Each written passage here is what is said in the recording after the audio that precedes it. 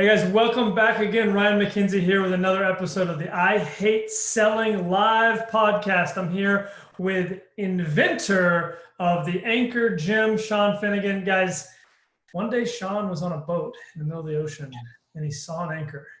He fell into the water, drug him to the bottom, but no, he came back I up. wasn't in the Navy. Guys, I'm here with Shawn. Before we get started, if you're watching this right now and you're in here with us, I need to know, guys, I'm in Florida. It was freezing cold last night. There was actually frost on the ground. It got into the 30s.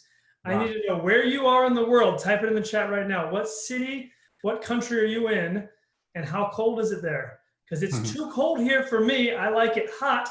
This is not okay. I need to know the temperature for you. I ask that every episode. I want to know where you are, when you're watching this. If it's 3 years later, 30 years later, where are you right now as you're watching this, listening to this podcast? Type it in. Email me if you're not somewhere you can type it. I want to know. That's my weird thing. Shawn, I did not warn you, but before we get started, I should have warned you. I usually ask two questions at the very beginning that are just not related to anything we're talking about at all. It's the best part of the whole show. Are you ready? All right, first question. What's your favorite cereal? It cannot be healthy. It's not allowed. I know you're jacked and you don't eat cereal at all, but if you did eat cereal, what is it? What's your guilty cereal? What is it?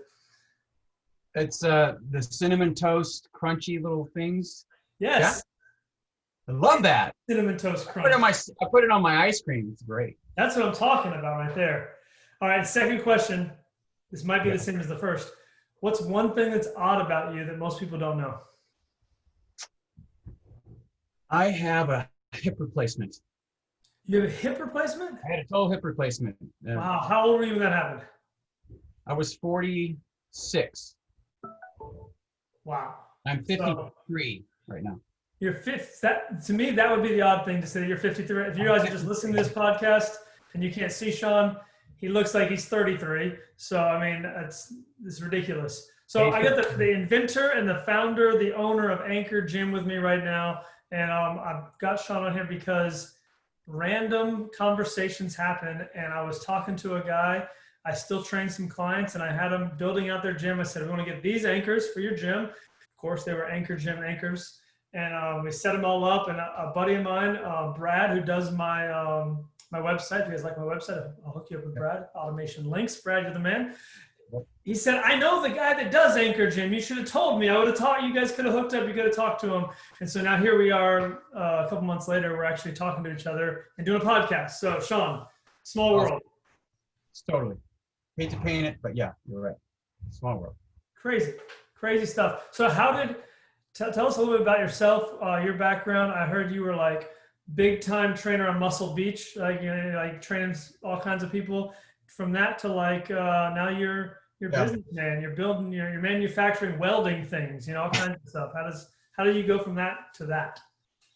I wasn't actually welding it myself, but good, because I wouldn't trust it as much if you were welding it yourself. I did take welding in high school, but I was shitty at it. But you know, I became a physical therapist in 1991. So I went to the Mayo Clinic in Rochester, Minnesota. I got a master's degree in that, and that was really tough. And then after that, I became a traveling physical therapist and so on. And then I kind of got disenfranchised from it. I just didn't like the ill care side of it. So I was really into fitness anyway, because in high school I was really, you know, for sports and stuff like that. And I carried it over. I played a little bit of college football. That's where I hurt my hip. That's why I have a hip replacement. I was a running back, so it was terrible. But anyway, so what happened is I just said, you know, I'm tired of doing this, you know, PT, going into skilled nursing facilities and hospitals, et cetera, et cetera. So I was like, you know, I'm really into fitness. Plus, I was doing fitness modeling at the time. And I had come out, I landed 2 covers at the time. This is back in 1998, 99. And it was really cool. So I thought, okay, now I have a career in fitness modeling.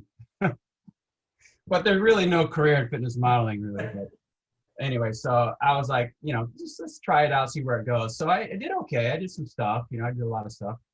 And then I said, well, I'd rather be around the gym than the hospitals and so on. So I started studying nutrition and really fitness and things like that.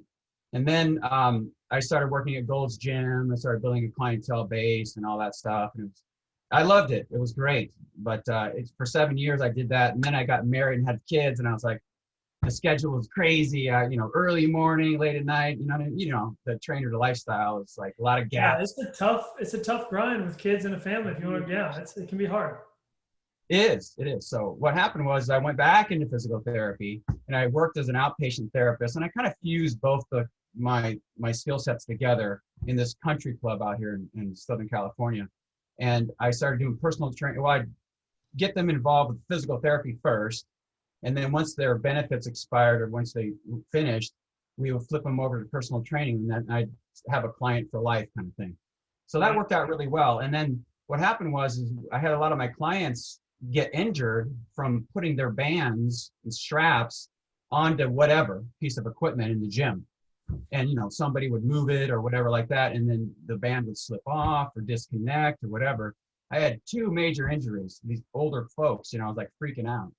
So I was like, I can't have that. So I started looking around for a solution that would anchor all my bands and all my straps in one system. Guess what? I found zero, nothing. So I was like, why is it not on the market? It doesn't exist, yeah. Right? So what happens, I talked to an engineer buddy of mine. I said, hey, can you kind of conceptualize a anchoring system? And he came out with a bunch of different prototypes and stuff like that. And we went through several iterations of it. And then I came up with this T-bar at the end. So it has like a hook, the main hook. Right. And it's not like a D-ring. It's an open hook, and it has a little T-bar, like a mooring anchor at the end. Yep. And that's what we patented. And it basically is a safety feature. So when you do attach a band or strap, and you're pulling on various directions, it won't slip off. So it's fail safe. That's great. It's great. Yeah. There's too many. Started it all. Yeah, there's too many things out there for home gyms, for smaller gyms, for bigger gyms. I just see all over the place. We had large corporate gym in Orlando. We had these big O-rings drilled into the wall. They just look ugly. And then to hook bands on, you either got to put the handle through or loop them through themselves and take them on, take them off. It takes forever.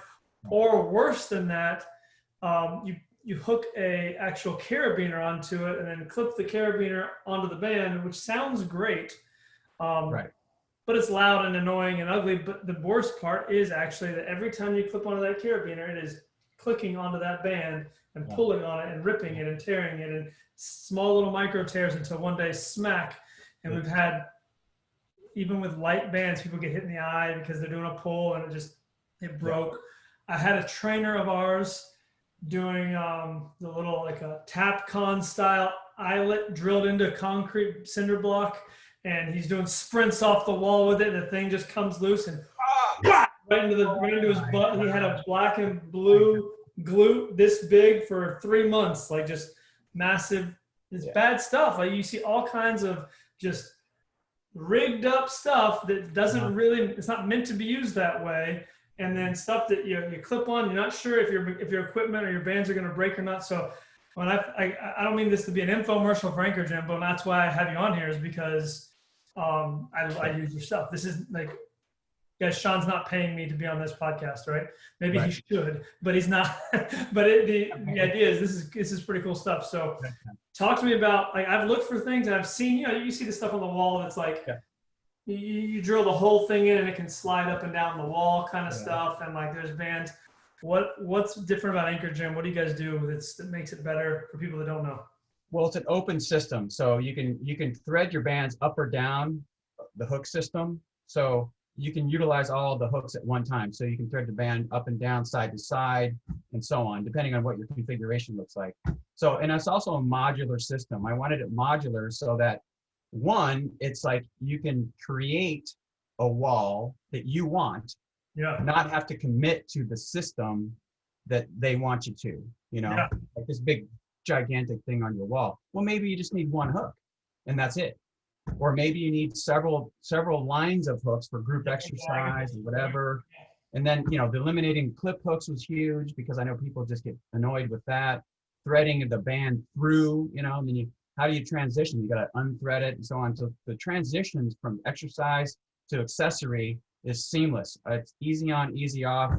And it's, so much more pleasurable to work out when you can just go, okay, I'm going to attach it up here and just pull it off and catch it down there, etc. So the transition is smooth and safe and modular. Those are the key selling points. That's awesome. That's And awesome. it's strong. It's really, really strong. So where this you started this when? 2000 and late 2008, 2009, we started developing it, and then 2010 we started introducing it to the market. So where was And, that? Was it? Did it take off right away? Where was like what was the grind like, and then how did that happen? Yeah. Well, we started working with like dealers, distributors that and adding this to their product offering, basically. So I reached out. It was only me and one other guy at the time. So between patients, I would call these dealers, Perform Better and Iron Company, all these different dealers, and I say, hey, you got a great product, send them the information, et cetera, et cetera.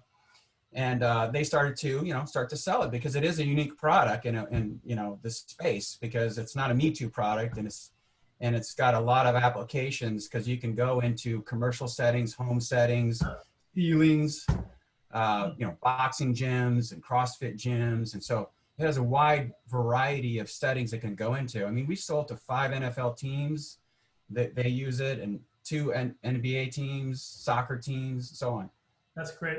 So when you're getting this off and you're cold calling companies like distributors or like the big companies that sell like your Perform Betters and whatnot, what are those conversations like? Are you going to like Ursa and the big conferences and like getting a booth and saying, hey, like the thousands of other people that are there back in the back corner when you're first starting off, like, look at my product, it's cool, hopefully, and like, because these guys get calls every day, hundreds of calls every day. I got a really great product, you should check it out. Like, yeah. Like, how does that go? How did you get from nobody just trying to call to get your foot in the door? I'd imagine there's some trainers right now that have been training for years that like, I got an idea for a thing, but if I only knew how to like get it out there, then I could do something with it. So what was that like for you? What would you tell people here to do?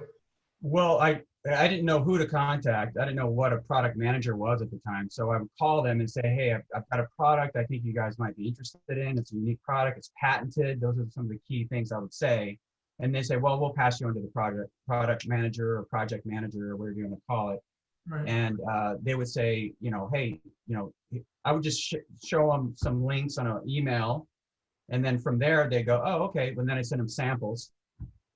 And then from there, they do like an assessment. They have a process they go through for new products. So they're always looking for new products. Yeah. They want to keep, adding to their list of products to provide. Sure. So I had a little bit of an advantage because mine was so unique.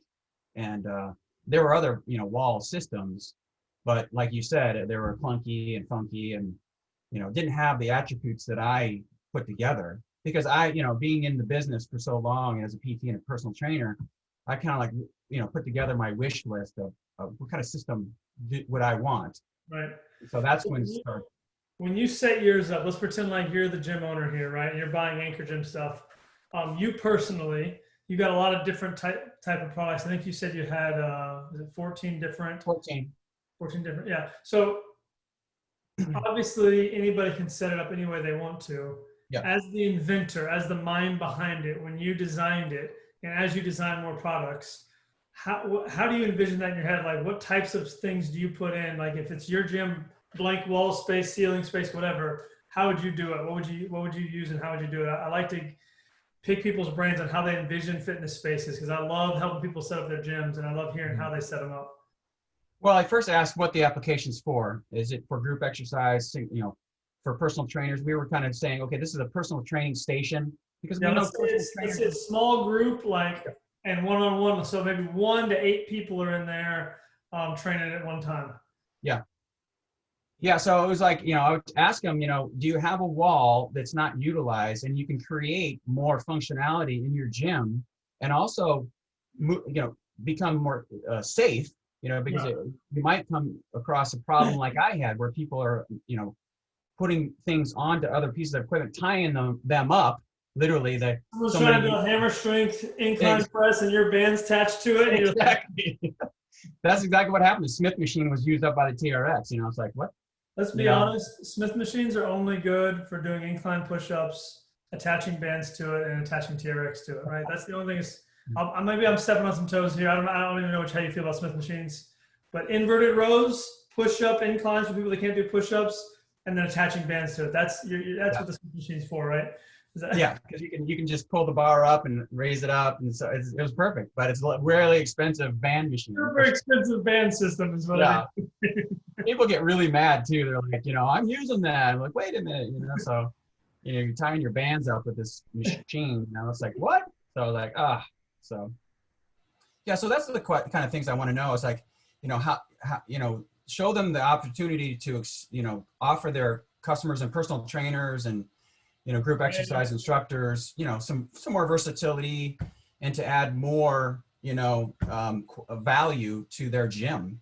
And then they can kind of look at their gym. I say, well, do you have any walls, like a stretch room or something like that, where you can attach a stretch strap to our stuff? Because you can attach that too, any strap. So stretch straps are great. So I just kind of determine, hey, what do you guys, you guys have a group exercise room where you can put them right above your mirror or right below, and then you can offer these kind of like, group exercise routines with bands and straps and TRX. I mean, even Yoga Works, I think, had a TRX class. Yeah, so I think that's a huge benefit too, just from a training standpoint. Mm-hmm. You get into a group exercise, it can get very expensive and very dangerous, which gets expensive. Right. If you're trying to do a lot of weight loaded, or like, obviously CrossFit does that. It's not necessarily group exercise, but you got your power pump and your body pump and those with the barbells and stuff. But if you're just starting off and you're starting some classes, anybody can do push exercises all day long. It's hard to work your back. It's hard to get any kind of rotational exercises in. When you start adding these, and it's actually hard to get, most people can't do pull-ups or real rows very well. So you have some hooks that you can attach some bands to, where you can do some rotational work, you can do some back work, you can do some postural correction work with it. Like that's a game changer for a gym and for the way you design your classes, because most people come out of a class, they're sweating like crazy. They're hunched over like this because they just did 200 push-ups in an hour and they did 50 squats, a bunch of side and some wall sits, but they never worked their back, right? Maybe they do some cobras off the ground, right? Or maybe do some medicine ball, the medicine ball row, bent over medicine ball rows, and then like 10-pound rows or whatever. But even if you have enough weight for those bent over rows, you got 40 people in a class, you got even 20 people in a class. It's hard to make sure everyone's doing it properly. All with stability balls is like a nightmare. Yeah. So I think it's a really cool option. I love that idea. When you designed this, what was the first use you had for it? Like, what was your, like, what was the first way you used it? Like, how did you yourself go about it? Personally? Yeah, personally. I live in a very small home in Southern California, and it's like 1,000 square feet. Okay. And it's a very small footprint because it's more affordable, because Southern California will kill you in rent. But so I use it on my wall, and I have it right next to my TV. And, people have mounted this, by the way, in the most cool ways. One guy put it in his kitchen, so he's working out in his kitchen. I'm like, all right, well, whatever. And on your ceiling, I have some on my ceiling. I don't know if back here you can see. I guess, yeah, okay. Right there. And I have them right over here too. So this is a beam, and I have a hammock, and I just have my hammock right up there. That's awesome. So my kids love it, but you can hang boxing bags from it and so on. So, and it's just easy to take it off, so you don't have to keep that bag there. So you can use the space however you want. So that's the kind of key thing that, easy on, easy off, and all this, versatility built into it. No clip hooks, blah blah blah. So it's like, give me that instead of a D-ring or the X mount thing that they have, and it's just too clumsy, So, but I use large loop bands for my strength training, and I get really great workouts. I mean, it's way better than dumbbells, I have to say. I mean, plus I don't have room for my dumbbells, so a lot of people are space challenged in their homes too. So weights are, if you're talking home gym stuff now, buying dumbbells, you're looking at $2, maybe $3 a pound in some places. Like it can get ridiculous. Like it's especially if you want. Yeah, it's wild for if it's costly and it's dangerous, and you have to have a bench and da da da da. So it's like, So large loop bands, we're actually gonna offer our Anchor Gym large loop bands here in early January, and then I'll build some programming around it, because I feel like large loop bands covers everything. You can get up to 100 pounds with a large loop band. I go to failure with large loop bands. I mean, I get great workouts. It's amazing. That's cool. And so, yeah, so large loops you guys are are here. designing the bands as well, the Anchor Gym bands. Is that your? Yeah, they're coming over right now. Wow. So we're gonna offer 4 large loop bands. So it's gonna be a variety of weights, based on thickness. Sign me up, man. Sign me up. Let me get in them. Yeah, for sure. I'll send you a set for sure, and then I want you to try them out. But we also coming out with our own body weight strap, and it has a suspension trainer. Is that what you're saying, or what are you? Yeah, we can't use that term because TRX has it. TRX has suspension trainer. Suspension trainer. You'll get kicked off of all your. Wow. Okay. I knew TRX was obviously copyright, but I didn't know that it had the term suspension. Yeah, they copyrighted that. So we try not to use that suspension word. Yeah, they're not suspended. They are strapped in, and you are hanging from it, or you're leaning back against it. It's called vector training too, but it's kind of not many people can tune into that word. Sure, but sure. Body weight straps are basically a TRX strap, non-elastic, fixed strap with handles on it with kind of loops for your feet. And ours is going to be specially designed for the Anchor Gym, in that to adjust the length of it, you can attach it to different loops at the end. So it has 4 loops at the end. And that way you can adjust it to whatever height you want without having to fuss with buckles and stuff like that. So it's easier to do. And simplicity is key. I mean, for us, we like versatility and simplicity and functionality. And those are some of the key things that we like to focus on for our customers. So normally, you get 1 use out of something, but we want to have 2 to 3 uses out of it. Right. Because that way you can, benefit more and have more opportunity to have a variety of exercises. Yeah, I think that's key right now as well. I see way too many trainers, and I remember managing the gym, and while looking around, I see one-on-one trainer with 1 person, trainer with 1 person. There's 6 of our trainers with one-on-one, and 4 of the 6 are doing the same exercise, and the other 2 are doing something where it's almost the same exact thing, right? I'm like, man, we're taking up all these people's time. We're taking up all this space. None of them have a specific need where they need one-on-one attention the entire time, right? Exactly. So I think that versatility and that being able to use it for multiple options, you're tapping into something that's a really big or up and coming trend in the industry right now, especially with Corona and all this stuff in the world. Like, you need them to utilize your square footage. One thing that I work with, and I work with a lot of gyms, is how much are you making per square foot? Yes, that's it. Not necessarily how much are you bringing in, period. Not how much per client. Those are all good numbers to know too. But the one thing that a lot of gym owners don't think about is how much am I making per square foot? And they've got all this equipment that costs them thousands and thousands of dollars, and half of it never gets used. So it's just wasted space, wasted investment that they can't use for anything else other than the machine that they bought. That is a seated calf raise, that's a standing calf raise, that's a lying down calf raise. And that's, I don't want to, people, bodybuilders and stuff have their own way. You need to work things differently. But if you're really getting into efficiency of space and efficiency of movement, you can actually do a lot of stuff in a small space with a good sized group of people, and they get a really great workout out of it. So I love that. That's one thing I think I'm with you on 100%, that efficiency of space and that versatility is huge in a piece of equipment now. And also the fact that it's more affordable and sustainable for the customer. Mm-hmm. So they can engage in this kind of training and get a lot of benefit, but they don't have to pay all this money for a one-on-one interaction. Mm-hmm. They can, be involved in a group and benefit from that, and also pay a little less. The trainer gets paid more in the end, and they can go for longer periods of time, so you can stretch out the sustainability financially. That's awesome. Man, I love this. One last question before we get off here. Where do you see Anchor Gym going? You kind of talked about stuff you got coming out, but you seem like a guy that's got big vision. What would you like to see this? Where do you want to see it go? Do you have new products in your mind coming out, or what's your vision coming forward? We do have, a rip trainer type yoga bar. It's a multifunctional bar, so it can do yoga type, stuff where you hook the bands on the ends, and then it's going to have some. I don't want to go into much detail, but it's a multifunctional fitness bar And I just had a meeting right before you about it, and we're talking about, you know, working out some details of it and how we're going to create this bar. So it's going to be really interesting to see, because we are going to kind of keep that model the same: simplicity, functionality, cost, you know, and keep it all in line. And that's going to come out probably middle of next year, maybe sooner. But you know, the body weight strap and the large loop bands are coming out really soon, and that'll be great.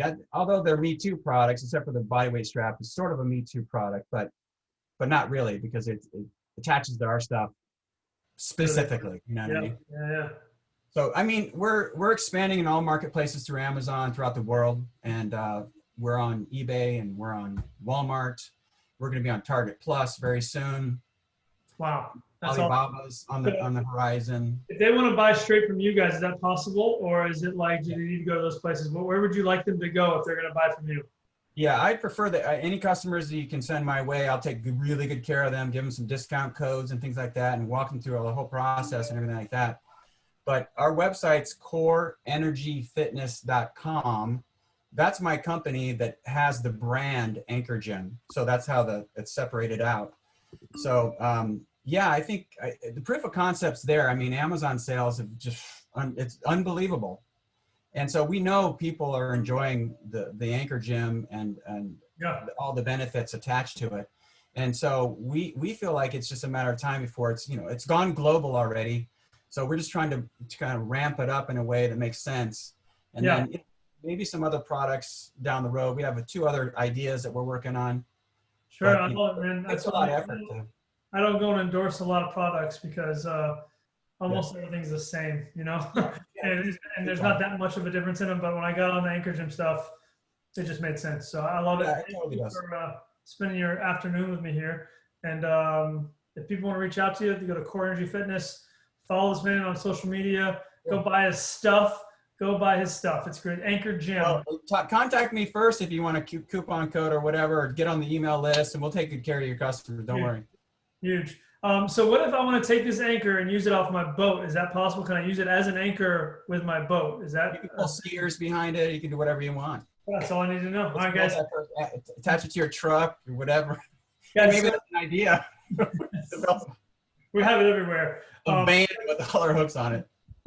We're just about out of time here, so thanks for joining us. If you listen to this podcast, make sure you're subscribing, liking, all the stuff that everybody always says to do, that you know what to do. So get it, and you'll get to hear more content like this, and you get to hear from more guys like Shawn. Probably have him back on here again when his new stuff comes out, and have him do some demos for us or something. It'd be a good time. That'd be great. Thanks for joining, guys. If you need help getting in touch with him, just get in touch with me. I'll send you the links. Train smart, live well. See you. I appreciate it.